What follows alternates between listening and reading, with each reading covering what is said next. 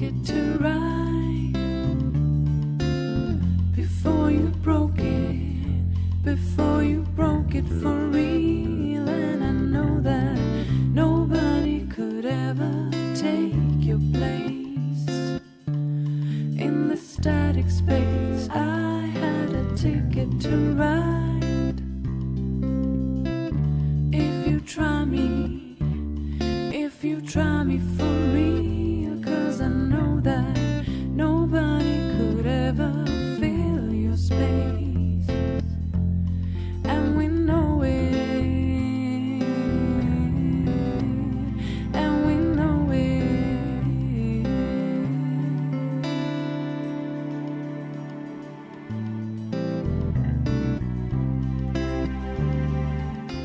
Hej og godmorgen. Nu er Dennis lykkedes mig at komme til at sidde ned. Og jeg tager det her om morgenen for ikke at blive forstyrret af andre. At det så ikke kan lade sig gøre, det er noget andet. Men nu starter jeg på den her nye måde at tage podcast på. Fordi jeg orker ikke mere at redigere dem, og jeg orker ikke mere at gøre for meget ud af dem i selve redigeringsprocessen. Så derfor bliver det noget, der bliver kørt lige på, og sådan vil det være for fremtiden. Måske en dag, jeg har det så godt, at jeg kan gøre et eller andet, men det er ikke sådan, det er i dag. Men jeg synes, I skulle have jeres podcast. Og det synes jeg simpelthen, fordi at noget af det lidt sjove, det kommer faktisk senere, når jeg udtrækker vinderen af min giveaway, som jo altså var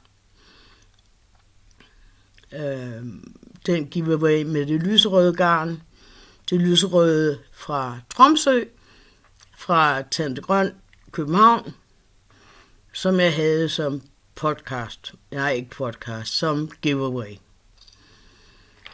Jeg vil gerne sige velkommen, og gerne fortælle jer, at jeg hedder Lone, og at jeg bor i Siden Syd. Og det er herfra, at jeg sender til jer nu. Jeg er altså lige nødt til at flytte min telefon. Nej, det behøver så ikke alligevel. Den gik på sort alligevel, fordi den stod og blinkede, så derfor generede den mig. Men jeg har et lille program for i dag, og programmerne vil ikke være større for fremtiden. Fordi jeg kan godt mærke efterhånden, at jeg er syg, og det gør altså, at der er mindre kræfter til at lave tingene. Men jeg vil gerne lave dem, og jeg håber, I så vil se dem. Mit program i dag vil jeg gerne have handler om det mentale omkring det at strikke og craft og alle sådan nogle ting. Det første, jeg så til craft, det var faktisk mere, det var strik og hækling og korsting og sådan nogle ting, var hos Betsy Corkhill i England. Og hun kører stadigvæk, og hun sender månedsbrev ud hver måned. Og hun kører vist nok også stadigvæk en chat, som udspiller sig om lørdagen. Bestemte lørdage i måneden. Betsy Corkhill har samlet strikkehistorier over hele verden, og hun har rigtig mange. Og hvis man går ind på den hjemmeside, der hedder Stitchlink, så kan man blive medlem af gruppen og være med til de her chats, der er over hele verden. Dengang jeg var med og kom, der var det faktisk meget hyggeligt. Det var før video og sådan noget. Altså, så det kørte bare med, at vi skrev til hinanden over en chat. Jeg ved ikke, hvordan de gør i dag, men det fungerede udmærket dengang. Og vi fik historier fra hinanden, og på det tidspunkt, hvor jeg var med, der var det flest australiere, der var med på chatten. Jeg kan ikke huske, hvad tid det var i Danmark. Det var jo en time senere end England, men det var i hvert fald sådan, så at jeg havde mulighed for at være med dengang, uden at jeg følte, at tiden var helt ude i skoven. Og det var meget hyggeligt. Og kan I finde frem til det via Stitchlink? Det vil jeg skrive nedenunder her. Så tænker jeg, at det vil være rigtig fint for jer, hvis I har lyst til at chatte omkring det mentale og sundhed og strik og sådan nogle ting. Så har vi jo en anden, der taler om sundhed og strik og den slags. Og hun er faktisk dansker, hende jeg har lagt mærke til. Og jeg ved ikke, om den her bog vil komme op til jer spejlmænd, fordi det er første gang, jeg prøver det her i dag. Men det her er i hvert fald Anne Kirketerps bog om kræftpsykologi, og så står der sundhedsfremmende effekt med håndarbejde og håndværk. Anne Kirketerp har holdt ekstremt mange foredrag i Danmark, og det er desværre ikke nået mig jeg har ikke nået at se nogen af dem, men jeg regner med at læse hendes bog færdig, og så må det være den viden, jeg har, fordi jeg er ikke så frisk til lige at komme nogle steder. Og så har jeg desuden været ramt af temmelig mange infektioner, som gør, at når man er på kemo, hvor ens immunforsvar er langt nede, så bliver man ekstremt syg. Og jeg har været indlagt 2 gange på sygehuset, med, hvor de pumpede penicillin eller sådan noget i årene på mig. Så det har jeg ikke lyst til at prøve igen. Og en af de samme grunde, dels at jeg ikke har det for godt, og dels at det der med immunforsvaret gør også, at jeg ikke kan deltage i min fars bisættelse på fredag. Han døde sidste uge, men det er nok det primære, at jeg ikke orker at køre her fra Odense og til København, der gør, at jeg ikke tager med. Så må jeg mindes ham stille og roligt herhjemme. Og det er jo ikke lige frem noget, man glæder sig til, men jeg vil prøve at se, om jeg kan få Christian eller Jens Henning til at sende bisættelsen på Messenger. Altså, så kan det være, at jeg kan se den. Men sådan bliver det så for mig.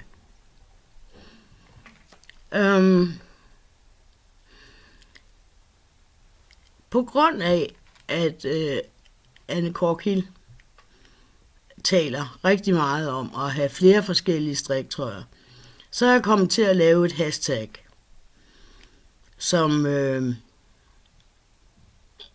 jeg gerne vil slå et slag for. Og det er inde på Instagram. Og jeg ville egentlig gerne, hvis vi kunne lave det som en samstrik, så man måske en gang om måneden kunne trække en giveaway, ligesom alle andre samstrik. Det her hashtag, det hedder Sund med strik SMS. Og derinde er det meningen, at man skal lægge små, nemme projekter op, som en slags idé. Det man gør derinde, det er, at man laver et hashtag på sin egen profil, ligesom man plejer. Men det her, den tekst, der er i under billedet. Det skal være det link eller det sted, hvor projektet, der er på billedet, kan findes.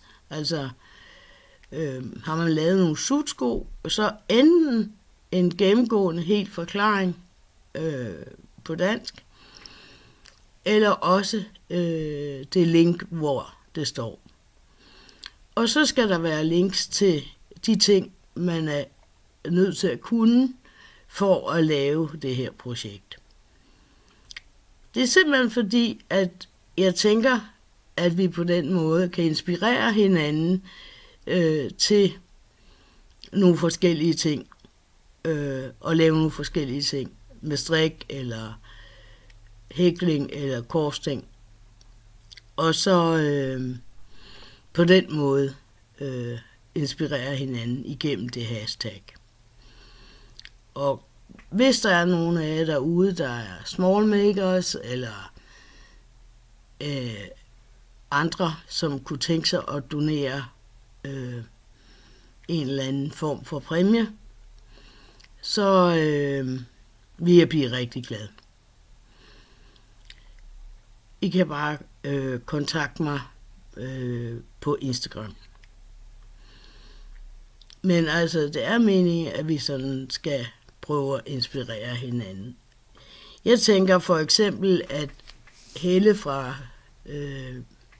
nu siger jeg så Viborg Domkirke, Helle Kærhus, tror jeg, hun hedder, og Karina, dem med deres pynt, kunne også sagtens være med inde på min hashtag samstrik. Hvad det er. Det er jo ikke bare min, det er vores. Med deres pynt. Hvis de skriver, hvordan det er lavet, eller hvor man kan finde det, eller ja. Og det skal helst være et sted på nettet, tænker jeg, fordi det vil være det nemmeste for folk at finde. Men undskyld. Nu prøver vi at se, om vi kan finde på noget i løbet af den næste måned. Og jeg tænker faktisk, at den næste giveaway vil blive trukket omkring 1. oktober.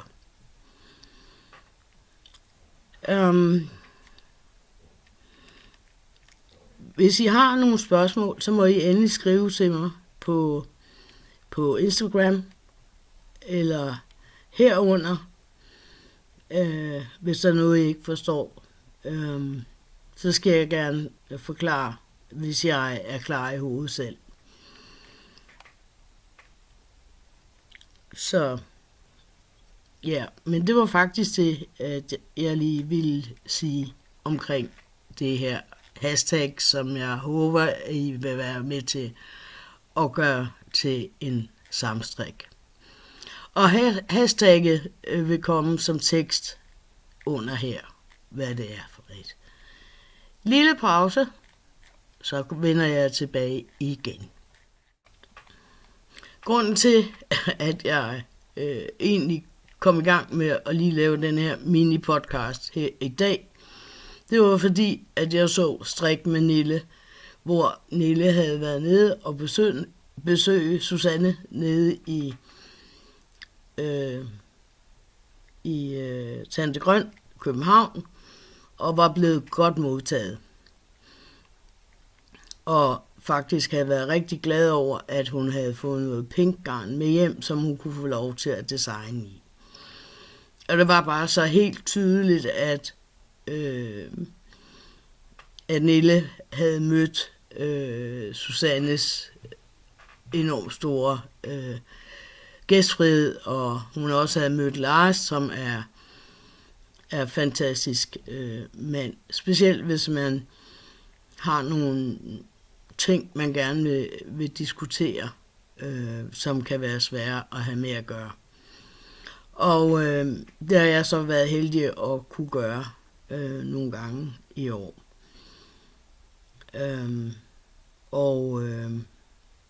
Specielt, jeg vil sige, specielt nu her, hvor jeg er blevet ramt af den her møgcancer, der har det været meget rart, at Lars har været på sidelinjen, og man har kunne spørge ham, og han har været sød til at undersøge ting for mig, og sådan nogle ting. Men jeg kunne se på Nille, at hun var blevet mødt med den store gæstfrihed, som præger Tante Grøn København. Og det glæder mig i mit hjerte. Fordi min giveaway den her gang skulle jo trækkes. Og det er det garn, der hedder Tromsø, som er et rent bomuldsgarn. Og så er der puttet noget blomsterfrø med. Og for at det ikke skal være løgn, så havde jeg faktisk i går trukket Pernille, altså Nille, som den, der havde vundet giveawayen. Så jeg håber, hun vil have den. Altså, der er ikke noget forkert i, at hun får den. Men jeg skal lige huske at sige reklame her, fordi at den er jo sponsoreret nede fra Tante Grøn København.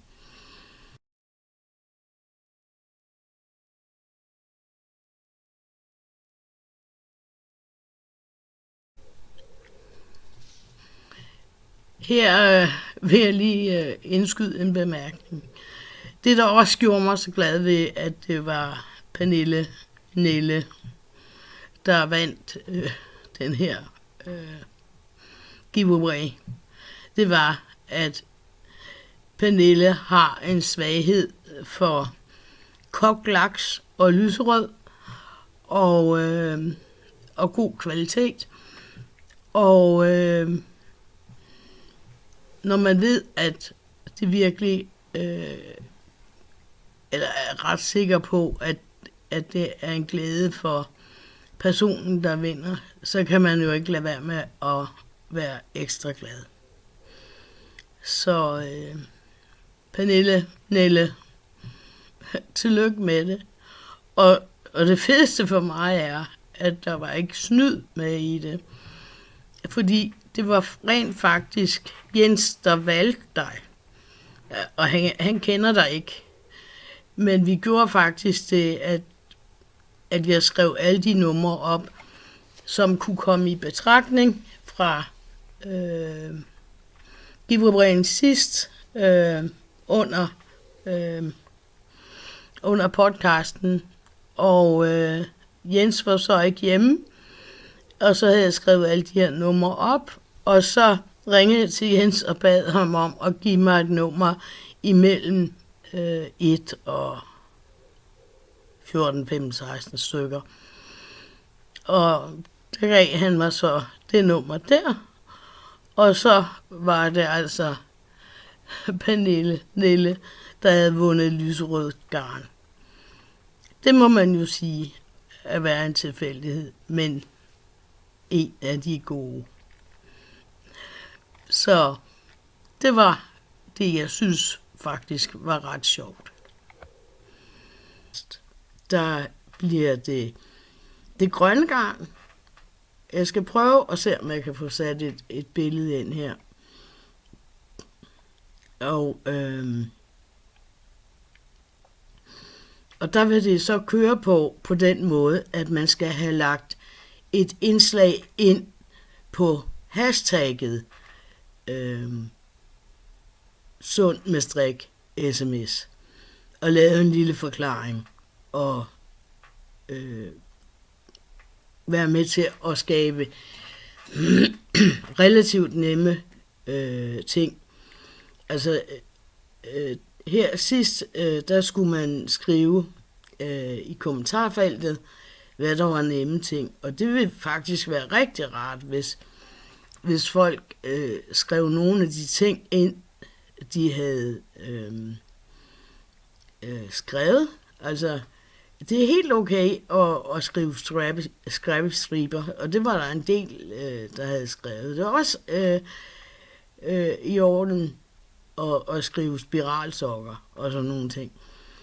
Og jeg tænker, at det er meget godt at have det samlet, fordi der er en del mennesker, der kan strikke spiralsokker, men bestemt ikke alle.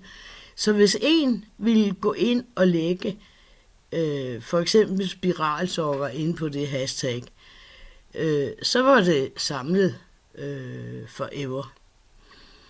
Og så ville man kunne, gå derind og hente det.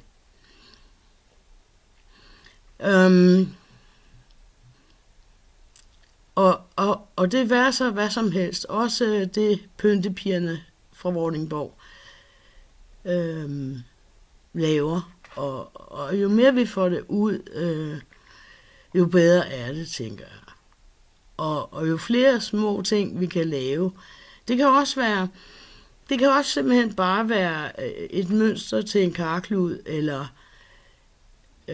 bare det er beskrevet, sådan så at de mennesker, som går ind og prøver at finde noget inde på det hashtag, sund med strik, sms, får noget ud af det.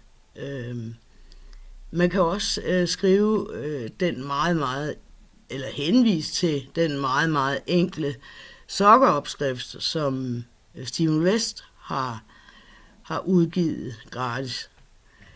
Og så kan man i hvert fald strikke strømper. Det kan godt være, at det ikke er verdens mest sofistikerede strømper, men man kan strikke strømper, hvis man går derind. Så det var også et godt hashtag, jeg lægger op. Så jeg håber, at I er med på det. Nu er det jo altså sådan, at jeg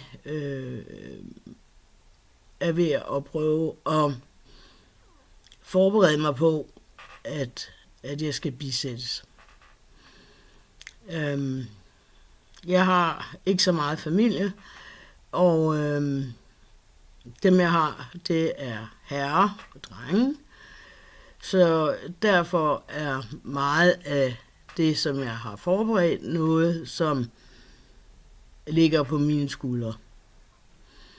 Og noget af det, jeg har kørt efter, det er, at jeg vil ikke have blomster på min kiste. Fordi jeg har en eller anden fornemmelse af, at det er et frygteligt CO2-svineri. Og desuden har jeg også den ting, at det koster rigtig mange penge, og jeg tænker,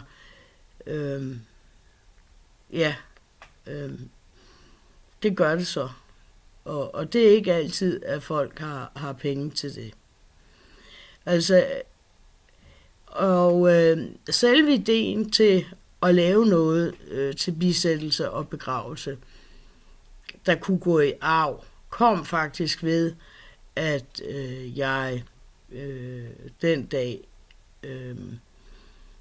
da jeg ville give dåbskjolen videre, vi har sådan en familiedåbskjole, give den videre til min ældste søn, og vi tænkte, at vi kunne lige så godt få den ud nu som senere. Så var den i hvert fald ikke væk. Og der kom jeg til at tænke på, det var da egentlig mærkeligt, at man havde en tradition i den ene ende, og en anden tradition i den anden, uden det havde noget med familien at gøre. Og der fik jeg altså den idé, at jeg ville lave en kisteløber. Altså faktisk en bordløber på samme måde. En løber oven på kisten, som faktisk skulle løbe på samme måde, som hvis man havde en bordløber på et bord. Så jeg har for første gang i mit liv interesseret mig for bredde og længde af kister. At jeg så også skulle bruge det før tid til min far, det vidste jeg jo så ikke noget om. Og i og for sig er det fredeligt nok med min far. Min far var 92, og han var dement, og han havde faldet og slået sig, og han havde det ikke godt. Så han har fået fred nu, og det er fint nok. Men det gjorde jo, at en hel masse af de her forberedelser virkelig kom i svingninger for mig, fordi Ja, jeg ved ikke. Altså, jeg kom jo til at tænke på tingene, og kunne også høre på de andre, fordi jeg kunne jo ikke tage her fra Odense og til København og hjælpe dem. Men jeg kunne godt høre på de andre, de synes ikke, det var nemt. Og jeg tænkte, at det skulle det være for dem af mine pårørende, der var herovre på Fyn. Også for, at drengene ikke skulle stå med det hele alene og sådan noget. Så jeg har faktisk planlagt bisættelsen med præsten, og så har jeg opfundet den der kirkeløber. Hvis der er nogen, der har et bedre navn til den, eller kisteløber, ikke? Hvis der er nogen, der har et bedre navn til den, så er I meget velkommen til at give mig den. Og den har jeg altså tænkt at lave som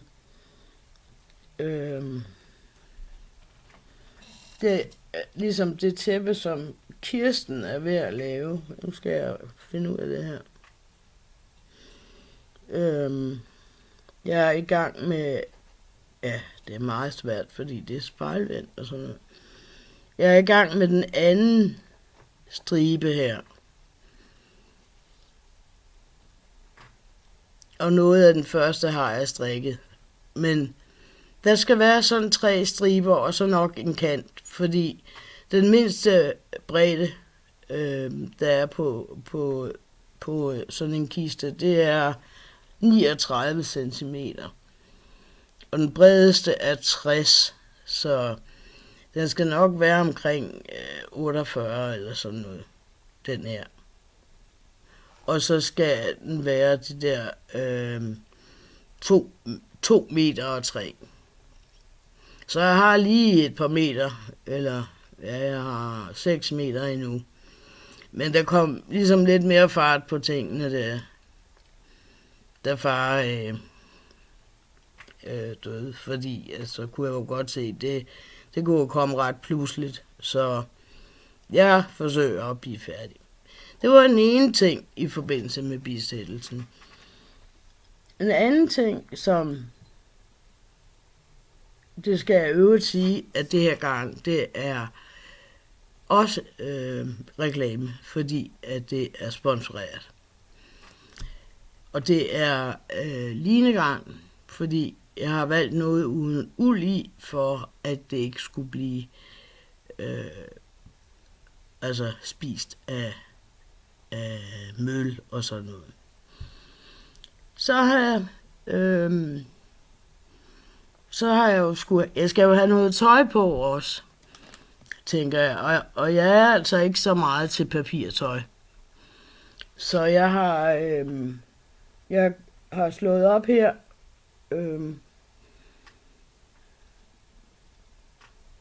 I noget af det første garn, der kom i Nordic Yarnlab, og det er det, der hedder Tromsø. Og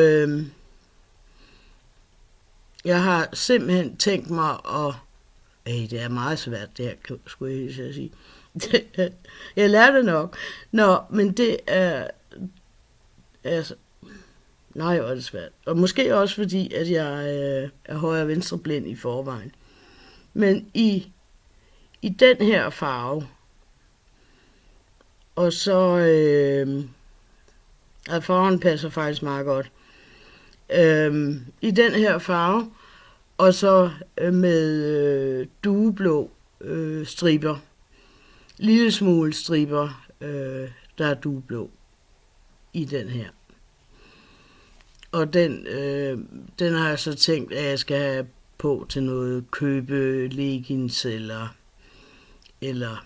en nederdel, eller hvad jeg nu kan finde. Det kan jo være, at det bliver genbrug. Men altså, jeg vil gerne have den her på, for jeg synes simpelthen, det er noget af det flotteste garn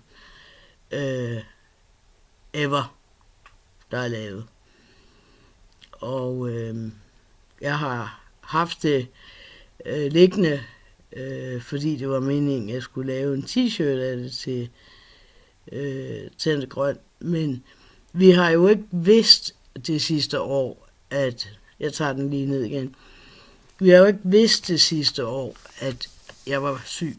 Og slet ikke, at jeg var så syg, som jeg er. Så derfor har jeg jo faldet ud hver evig eneste gang, at jeg har prøvet på at designe noget. Men på den anden side, så har jeg i år fået færdiggjort meget mere, end jeg har gjort før. Og ja, det passer mig fint, at jeg har det. Fordi jo mere man får gjort færdigt, det er i hvert fald klap på skulderen for mig, fordi at noget af det, der har været i min mentale problematik, det var at få gjort tingene færdigt. Og ja, ikke at gøre dem pæne, for det kunne jeg i og for sig godt. Altså den, jeg har på her, den synes jeg er meget pæn. Den er så hæklet. Jeg skal sætte mig til den rigtige side. Og det her sjal er faktisk det sjal, som lærte mig at strikke efter engelske opskrifter. Fordi der var ganske få engelske udtryk, og dem skulle man bare bruge mange gange i den rigtige rækkefølge, og så kunne man lave det her sjal. Og det er så lavet af sådan noget af det der... jeg tror ikke, det er råsilke, men det er i hvert fald et silkegarn. Og det er købt på en kone i England før Brexit. Så det har ikke kostet ret meget. Men engelsk sjal til engelsk garn, det er meget fint, tænker jeg. Så vil jeg lige holde en lille pause igen, fordi jeg skal lige finde nogle ting, inden jeg får rodet det hele til herinde. Så lige et øjeblik, så kommer jeg tilbage og viser jer nogle af de ting, som jeg tænker, at jeg kunne tænke mig at gøre færdig, inden jeg sender til jer igen. Øjeblik. Hej.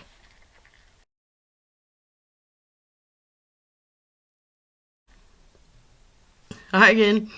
Ja, så går vi videre med de ting, som jeg faktisk håber på, at jeg når at få færdige inden for overskuelig tid.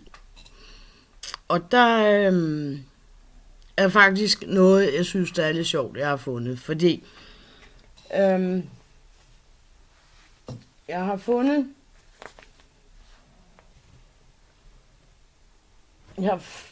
har faktisk fundet en sweater, der bare skal sys sammen. Og det, der er endnu sjovere, så synes jeg, det er, at jeg har strikket den på flad facon. Altså, ligesom hvis jeg havde strikket den kun på jumperpinden. Og det kan også godt være tilfældet. Og jeg tænker egentlig, at den er rimelig gammel, når jeg har strikket den på den måde, fordi jeg var en af de første, sådan i hvert fald af dem, jeg kender, som startede med at strikke op fra og ned. Og jeg tænker faktisk, at Jensen kan passe den her på et tidspunkt. Jeg ved det ikke. Men jeg kan i hvert fald, så længe jeg er her. Så det er simpelthen en trøje, bare, der består af snoninger, og så har den fået glatte ærmer. Så det, jeg tænker med den her, det er, at den skal sys sammen. Og så håber jeg, at jeg kan have den på næste gang, at jeg podcaster. Altså, og det er altså, jeg kan se på ærmerne, at det er, eller mangel på samme. Den er her, altså ærmesiden her. Der er ikke ærmegab i, og sådan nogle ting. Så jeg tænker, at det er en, jeg helt selv har fundet på et tidspunkt. Men det er mange år siden. Men den kan jo sagtens bruges, så kan jeg lige så godt lave den færdig. Og den består af hør og bomuld og noget kunst af en eller anden slags. Og garnet har jeg jo så købt Nej, den består af hør og halv polyester. Så den bliver dejlig at have på om sommeren. Men den skal i hvert fald syes sammen, tænker jeg. Så fandt jeg noget andet, jeg mente, jeg kunne bruge. Fordi jeg har jo været inde og lede efter, hvad jeg har haft af ting. Som kunne bruges til at blive færdig, at laves færdig. Og der fandt jeg faktisk det her, den her, som er, den er noget vævestrik, som er lavet af gælisk uld. Og bare man lige lukker den af for oven. Jeg er åbenbart blevet træt af den midt i det hele. Bare jeg lukker af for oven, så har jeg faktisk et halsrør, og jeg har haft det på, uden at det var lukket af. Og det passede jeg fint. Og det sad godt og så pænt ud. Jeg vil ikke lige tage det på nu, fordi så dør jeg simpelthen af hede. Og så går det ikke hurtigt nok, for jeg sidder rent faktisk og venter på, at rengøringen skal komme midt i det her. Men jeg lukker den her af, og så har jeg lige pludselig et mega fint halsrør til mig. Ja. Det her, det skal jeg lære, og det skal jeg også nok få gjort. Yes, det var det. Og så har jeg et hængeparti her også. Det er den trøje, som jeg har valgt at kalde samstrik-trøjen. Den er egentlig bare en skrabbe striber med gomnuts på, og det hulmønster, som Nille har lavet i hendes eget design, i hendes bluser. Så man kan sige, at jeg har taget 3 forskellige designer, og så har jeg rystet dem godt, og så har jeg sat det op, og det er jo bare lige at få lavet det færdigt for nede, og så lige blive enig med sig selv om, hvor lange ærmerne skal være. Så, og den tænker jeg, den vil egentlig, jeg føler, den er vigtig for mig at få færdig, fordi samstrik er der i den grad fællesskab, og i den grad strikkefællesskab. Så, og hvordan man laver sådan en trøje her, det er jo lige meget. Bare at den ligesom repræsenterer lidt forskellige ting, tænker jeg. Og så den skal jeg se at have færdig, og jeg ved, jeg har resten af garnet herinde et eller andet sted. Et eller andet sted, det er det hedder herhjemme i øjeblikket, fordi jeg er ved at rydde op og sådan nogle ting. Det var det, og så har jeg et sjal. Jeg har et sjal her. Jeg skal lige se, fordi det er lidt svært med det her. Det er så lavet i Conradgarn.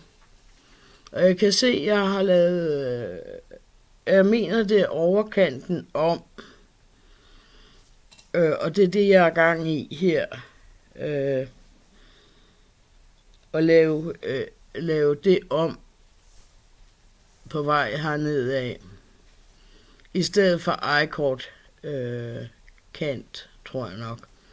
Jeg skal lige have kigget på det lidt mere. Men jeg synes jo, det er enormt flot sjal faktisk. Med det vævestrik der, og så det grønne. Og det var lavet som en gave. Men vedkommende har så ikke synes det var umagen værd at hente det. Så nu er det så mit. Og det er mange år siden den gave blev givet. Så det er jo så sådan det er.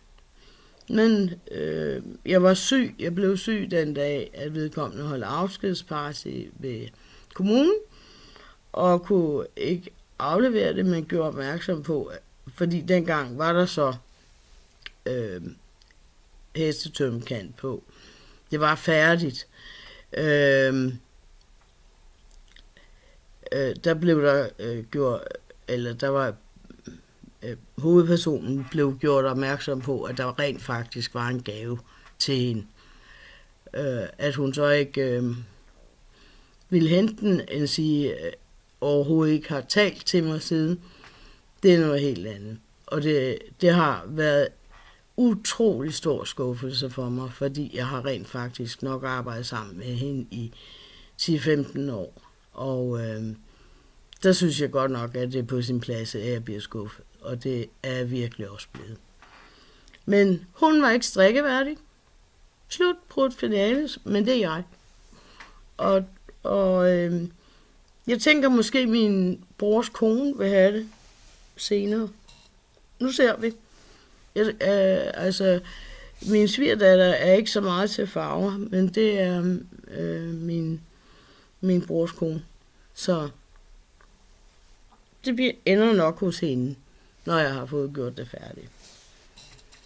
Det var i hvert fald noget af det, jeg ville gøre færdigt. Og så, jeg ved godt, jeg har snakket om strømper til Jens og sådan noget temmelig meget. Og jeg er nu gået i gang med at strikke strømper til Jens. Og det gør jeg faktisk på den måde, at jeg tager en tråd strømpegarn og en tråd coast, som jeg køber hos Conrad Design. Der synes jeg faktisk, at tykkelsen på garnet bliver okay. Fordi jeg synes, at hvis man tager 2 tråde strømpegarn, så synes jeg faktisk, det bliver for tykt. Jeg vil stoppe her, og jeg ved godt, det er lidt brat afslutning, men jeg ser, hvad jeg kan holde ud og gøre, når jeg kommer over til redigeringsprogrammet. Og der vil jeg så lave så meget som muligt, så at det bliver forhåbentlig værd at se på. Og skriv til mig, min adresse på Instagram kommer til at stå hernede under.